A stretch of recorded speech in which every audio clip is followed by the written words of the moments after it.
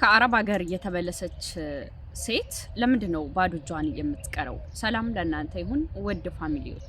ዛሬ አንድ እህት ከአረብ ሀገር ስትመለስ ለምንድነው ባዶ እጇን የምትቀረው የሚለውን አብረን የምናይ ይሆናል። ሁላችሁም አብራችን ቆዩ። ሀሳብ አስተያየት ካላችሁ ኮሜንት አድርጉልኝ፣ አነበዋለሁ።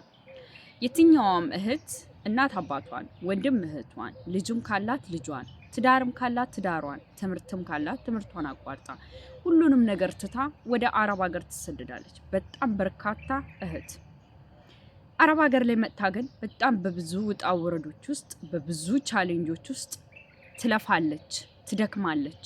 ብዙ ዋጋዎችን ከፍላ በወር ገንዘብ ትከፈላለች።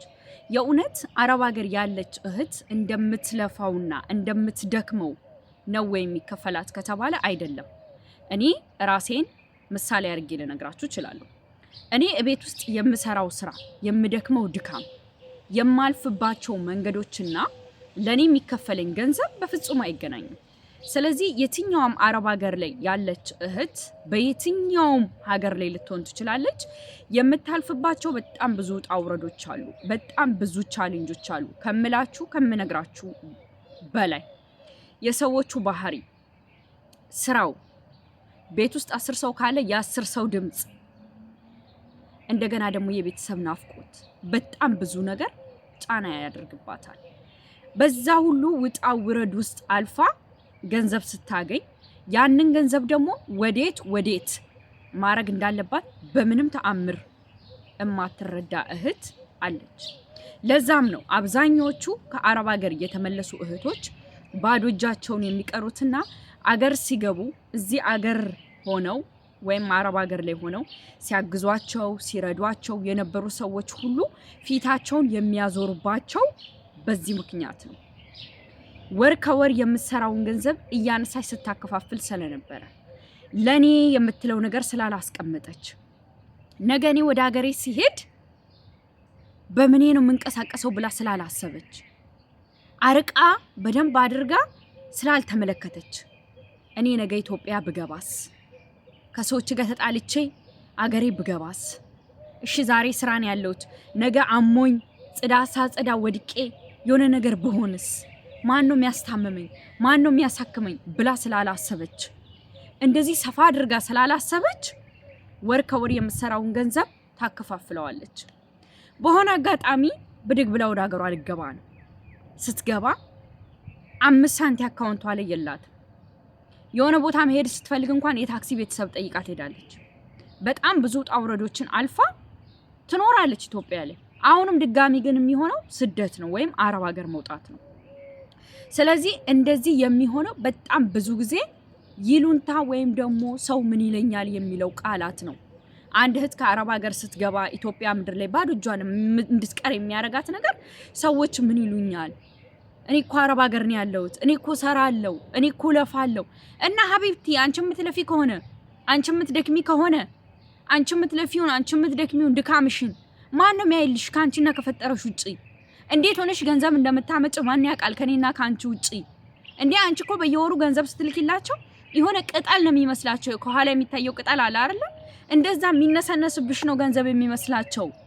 አንቺ እኮ ያንን ገንዘብ ለማግኘት ስንት መንገድ እንዳለፍሽ፣ ስንት ረሃብን እንደቻልሽ፣ ስንት መጠማትን እንደቻልሽ፣ ስንት ግልምጫን እንዳስተናገድሽ፣ ስንት የአረቦችን ድምጽ እንደቻልሽ እኮ አንቺ ነሽ የምታውቂው እና እኔ ነኝ የማውቀው። ምክንያቱም ቦታው ላይ ያለው ቦታው ላይ ያለሽ። ስለዚህ እባካችሁ አረብ ሀገር ላይ ሆናችሁ አሁን ባላችሁበት ሰዓት ይሄንን ቪዲዮ የምትሰሙ እህቶች ሰዎች ምን ይሉኛል፣ ጎረቤቴ ምን ትለኛለች፣ ወንድሜ ምን ይለኛል፣ እህቴ ምን ትለኛለች፣ አክስቴ ምን ይለኛል፣ አጎቴ ምን ይለኛል የሚለውን ነገር ከአይምሯችሁ አስወግዱ። ማንም ስለናንተ የሚመለከተው የለም ከፈጠራችሁ ውጪ። ይሄንን ደግሞ በራስሽ ላይ እዩ። ከዚህ በፊት ኢትዮጵያ ሆነሽ አረብ ሀገር መጥተሽ ብርሽን ለዛችም ስትልኪ ኖረሽ ከዛ ስትመለሽ ደግሞ ያሳዩሽ ፊትና የዘረጉልሽ እጅ ምን አይነት ነው? እውነት አንቺ አረብ ሀገር ሆነሽ ስታረጊላቸው እንደነበረው ስትሆኚ እንደነበረው ነው? አንድ ቀን 2 ቀን ወይ ቡና ሊጠሩሽ ይችላሉ። ከዛ ግን ቁጭ ብለው ምን ይዛልን መጣች ነው ቁጭ ብለው የሚያወሩት።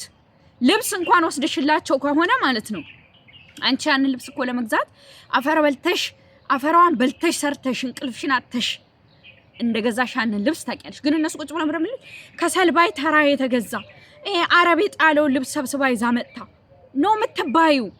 ስለዚህ የኔ ቆንጆ ሰዎች ምን ይሉኛል የፈለጉትን ይበሉ። ጀስት ሪላክስ አርጊ። ሰው ምን ይለኛል ብለሽ አትጨነቂ። እኔ ልንገርሽ፣ እኔ ማለት ነው እኔ ከቤተሰቦቼ በጣም በልጅነቴ ነው የወጣሁት። በጣም ብዙ ስራ ሰርቻለሁ። እኔ በህይወቴ አሁን እስካለሁበት እድሜ ብዙ ስራ ሰርቻለሁ። በቆሎ ቀቅሎ ከመሸጥ፣ ድንች ቀቅሎ ከመሸጥ ገብቶሻል። በጣም ብዙ ስራዎችን ሰርቻለሁ። በቃ ምን ልበልሽ፣ ብዙ ስራዎችን እንዲ ከምነግርሽ በላይ ሰርቻለሁ። ሜቢ እኔን ቪዲዮ የሚያዩ ልጆች ካሉ ማለት ነው ያውቁታል። ሰው ምን ይለኛል ብዬ የምጨነቅ ፍጥረት ነበርኩኝ። የሆነ አገር ከነበርኩኝ ኢቭን ኢትዮጵያ ላይ ሆኜ ወደ እናቴ ጋር ሊሄድ ስል ሰፈር ውስጥ ላለው ሰው በሙሉ በተለይ ጎረቤት ላለው ሰው በሙሉ ማለት ነው ትንሽም ነገር ብትሆን ይዤ ነበር የምሄደው። አሁን ላይ ግን ማለት ነው እኔ እንጃ፣ እኔ ምን ልበልሽ ምንም ጉዳይ አይሰጠኝም። እንትና ምን ትለኛለች፣ እንትና ምን ይለኛል፣ እንትና ምን ትለኛለች፣ አይ ዶንት ኬር። ምክንያቱም አይቼዋለሁ። ባዶ እጄን በቀረው ሰዓት ማን ነው ከጎኔ የነበረው? አይቼዋለሁ። ፈጣሪ ብቻ ነው። ስለዚህ እናትሽን አባትሽን አትርጂ አታግዢ ያልኩሽ አይደለም። እነሱንም ቢሆን በአግባቡና በልኩ መሆን አለበት። አንቺ እኮ ነገ ከአረብ ሀገር ተመልሰሽ ወደ ኢትዮጵያ ስትገቢ እነሱ ያንን በወር ስለለመዱ የሆነ ስራ እንኳን መስራት ብዙም ፍላጎቱ ላይ ኖራቸው ይችላል። ኢቭን ፋሚሊ ራሱ ለምን አንቺ በየወሩ ያስለመድሻቸው ነገር አለ። ማረክ ካለብሽ በቃ በፕሮግራም ገብቶሻል አይደለ? እንደዛ ነው ማድረግ ያለብሽ እንጂ በየወሩ ማስለመድ ራሱ ፋሚሊ የሆነ ካንቺ እንዲጠብቁ የኔ ልጅ አለች በቃ የወር ሲደርስ ልጅ ትልክልኛለች ብለው እንዲጠብቁሽ ነው የምታረጊያቸው። እንደዛ መሆን የለበትም። አንቺ አረብ ሀገር ሳትመጪ ይሰሩ ነበር፣ ይለፉ ነበር፣ ይተዳደሩ ነበር አይደለ? ዋሻው አንቺ አረብ ሀገር ከመጣሽ ወዲህ ታዲያ ምን ተቀየረ? ስራ ሲሰራ የነበረው ሰው ስራ ያቆማል። የኔ ልጅ አረብ ሀገር ነው ያለችው ብለው ተቆጭላሉ። እሷ ትልክልኛለች ይችላሉ። አንቺ በገዛ እጅሽ አስለምደሽ በገዛ እጅሽ እንዴ መላክ ካለብሽ ራሱ በቃ የሆነ በምክንያት ነው መላክ ያለብሽ። ወር ከወር ራሱ መላክ የለብሽም። ነገ አንቺ ወደ አረብ ሀገር ከአረብ ሀገር እኮ ወደ ኢትዮጵያ ስትገቢ እናት አባትሽ እኮ ካንቺ የለመዱት ገንዘብ አለ። እኔ አትርዱ እያልኩ አይደለም፣ እርዱ መብታችሁ ነው፣ ግን በልኩ አድርጉት።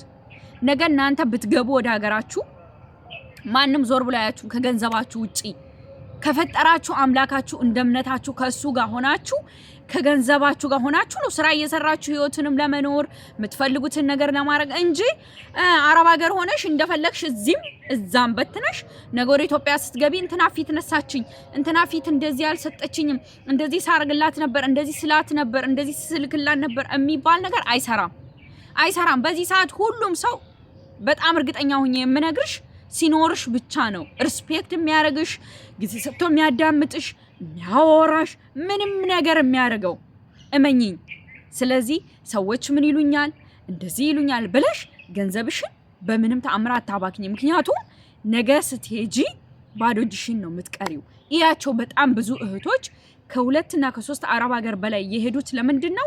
መጀመሪያ ላይ እነሱ ለራሳቸው የሚሉትን ሳያረጉ እያነሱ ሲበትኑ እያነሱ እንትና ዘመዴ ናት፣ እንትና እንትኔ ናት፣ እንትና የእንትን ጓደኛዬ ናት፣ እንትና የቅርብ ወዳጄ ናት እያሉ በትነው ሲሄዱ ማንም ዞር ብሎ አያቸውም ማለት ነው። ገብቶሻል?